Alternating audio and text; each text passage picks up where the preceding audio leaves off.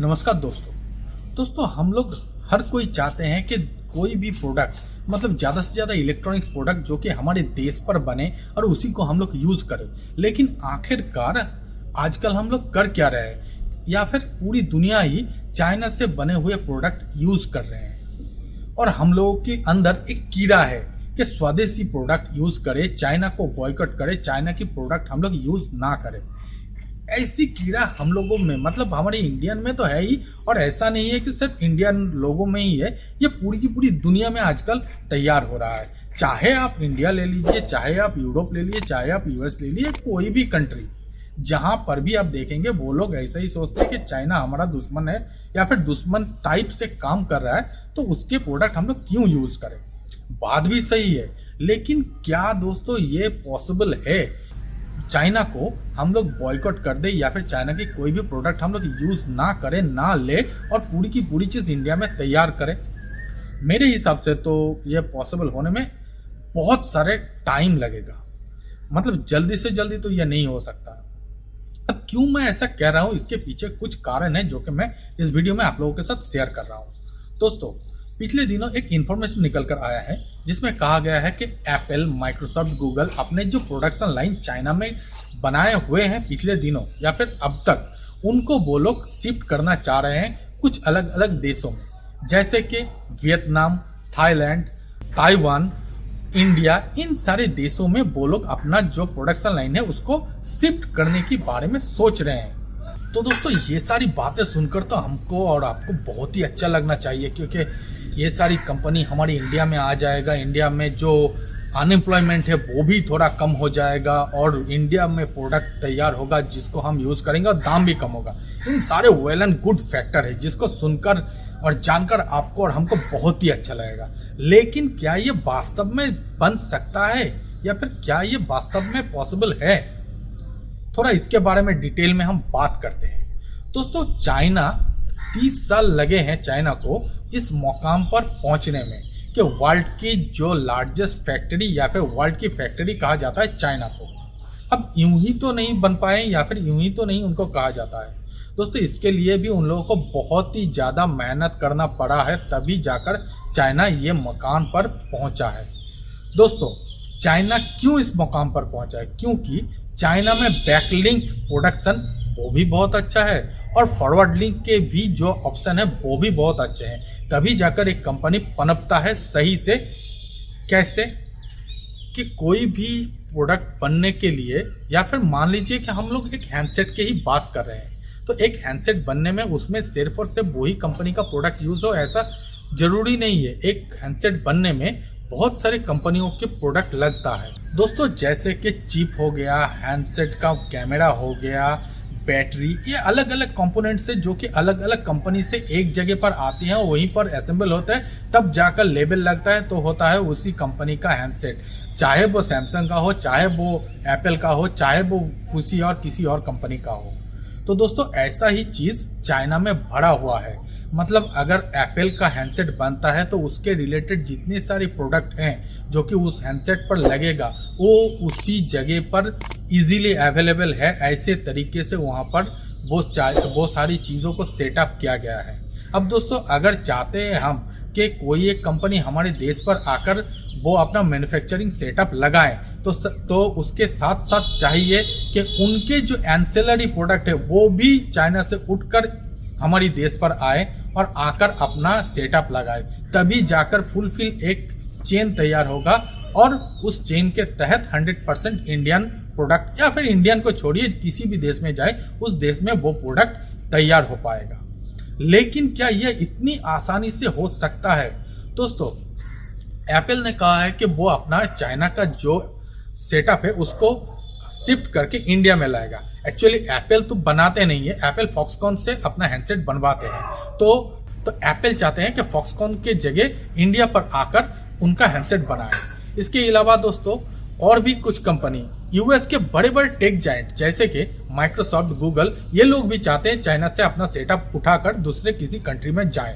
Vietnam, Taiwan, Thailand, इन सारे देशों पर जाकर वो अपना प्रोडक्शन चालू करें। यहाँ तक कि सुना गया है कि थाईलैंड में वो अपना पिक्सल वाला जो हैंडसेट है वो प्रोडक्शन चालू कर दिए हैं और 2020 के जून तक वो पहला शिपमेंट भी वहां से रवाना कर देंगे।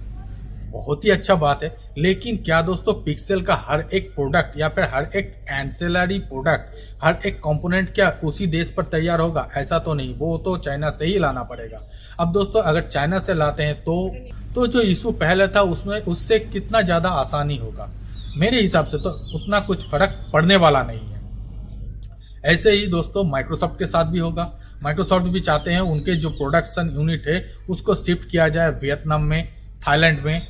दोस्तों देखना होगा ये सारे अगर कंपनी शिफ्ट कर भी पाते हैं, वो क्यों नहीं कर पाएंगे वो भी मैं आप लोगों को थोड़ी देर में बताता हूँ। अगर शिफ्ट कर भी लेते हैं तो कितना एफिशिएंट होगा वो अपना चीज बनाने में।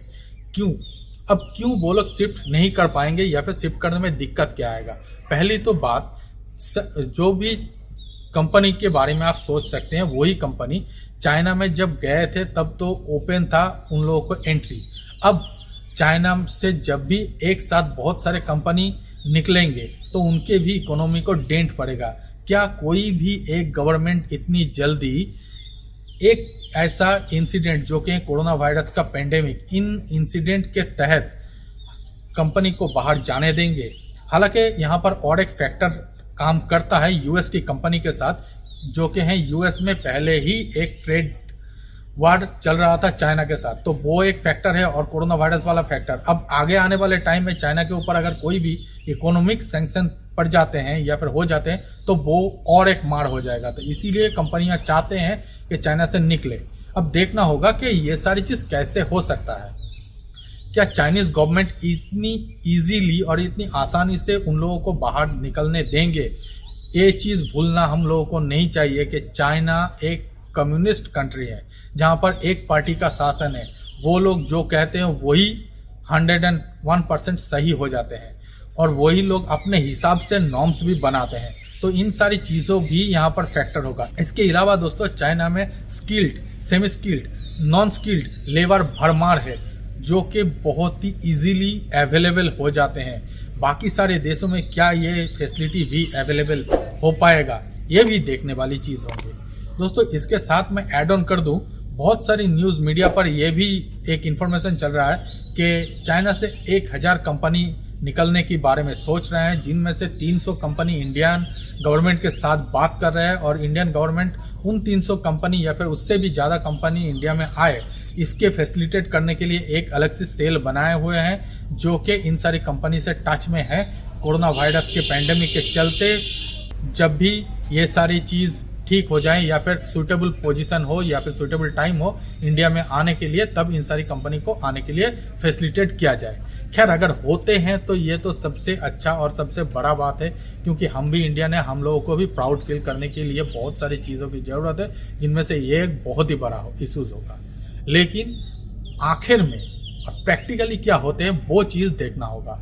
अब दोस्तों इसके इंतजार में मैं भी रहूँगा और उम्मीद करूँगा आप लोग भी रहेंगे। अगर अच्छे से सब कुछ हो जाते हैं तो इसके लिए बहुत ही गुड विशेष गवर्नमेंट को पहले से ही, और अगर नहीं हो सकते तो जैसे चल रहा है वैसे ही चलेगा। हालांकि मैं यहाँ पर और एक बात ऐड कर दूं, वो ये कि अगर गूगल की प्रोडक्शन लाइन या फिर माइक्रोसॉफ्ट की प्रोडक्शन लाइन या फिर इस बड़े बड़े साइज के टेक कंपनी का प्रोडक्शन लाइन चाइना से निकल भी जाते हैं तो भी क्या वो लोग इंडिया में आएंगे? अगर इंडिया में नहीं आए तो इंडिया लोगों के क्या फायदा? तो खैर अगर इन सारी कंपनी को इंडिया लाना ही चाहता है तो बड़े बड़े जो टेक कंपनी है इसको भी इंडिया लाने के लिए कोशिश करना चाहिए। हालांकि इंडिया सॉफ्टवेयर के मामले में बहुत ही बड़ा एक स्टैंड रखते हैं वर्ल्ड वाइज, तो इन्हीं सारी चीज भी कैटर करेगा। इंडिया का मार्केट भी यहाँ पर दिखाई देगा उन सारी कंपनियों को। इसके अलावा इंडिया में इतने सारे लेबर फोर्स भी मिलेगा, वो भी बहुत ही चीप रेट में, एटलीस्ट चाइना से भी चीप रेट में, ये भी चीज फैक्टर करेगा। इन सारी चीजों को अगर मिलाकर हमारी गवर्नमेंट उन सारी कंपनियों के साथ या फिर सामने रख सके, ठीक तरीके से पोर्ट्रेट कर सके, तो शायद इंडिया में इन सारी कंपनी आ सकता है, अगर चाइना छोड़े या फिर चाइना से निकल पाए तब। तो दोस्तों इस वीडियो में इतना ही। उम्मीद करूंगा इस वीडियो का इन्फॉर्मेशन आप लोगों को अच्छा लगा होगा। अगर अच्छा लगा तो जरूर हम इस वीडियो को लाइक कर दीजिए, अपने दोस्तों के साथ ज्यादा से ज्यादा शेयर कीजिए और हमारे चैनल को सब्सक्राइब भी कीजिए।